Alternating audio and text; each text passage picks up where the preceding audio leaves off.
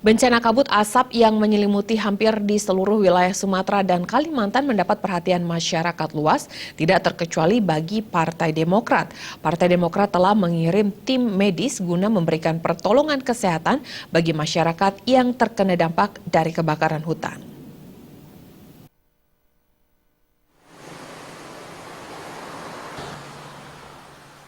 Kabut asap akibat kebakaran hutan dan lahan telah menyebabkan berbagai dampak negatif bagi sektor kesehatan, lingkungan, hingga ekonomi. Oleh karenanya, pemerintah diminta untuk segera turun tangan guna melakukan koordinasi dengan pemerintah daerah setempat. Wakil Ketua Umum Partai Demokrat Syarif Hasan dalam konferensi persnya di Jakarta mengatakan, bencana asap akibat kebakaran lahan berada di level darurat karena telah mengganggu kehidupan masyarakat.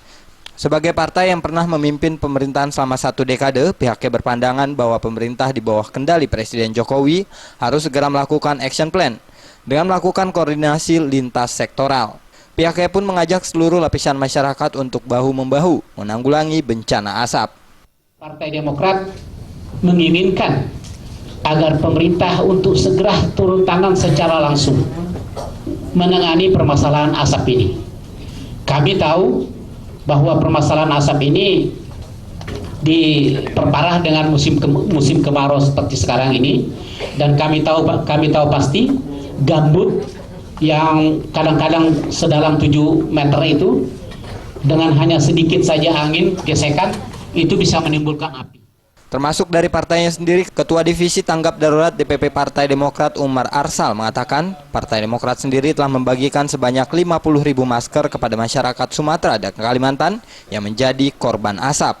Selain itu, pada Minggu sore pihaknya juga telah memberangkatkan tim medis kedokteran yang terdiri dari dokter umum serta dokter spesialis. Nantinya mereka akan berada di sana guna membantu kinerja tim pemerintah. Kami dari DPP atas perintah Ketua Umum dari kemarin sudah berusaha untuk menyerahkan bantuan masker, cuma dalam 2 hari ini Pekanbaru belum tembus untuk pesawat. Mudah-mudahan hari ini, dan kita sudah antisipasi untuk berangkatkan dari kota terdekat yaitu Padang, dan akan bantuan masker kurang lebih 50.000 masker, dan termasuk ada 10 dokter khususnya untuk penanganan ISPA berkaitan dengan tenggorokan. Dari Jakarta, Muhammad Ibrahim dan Adam Hirhal.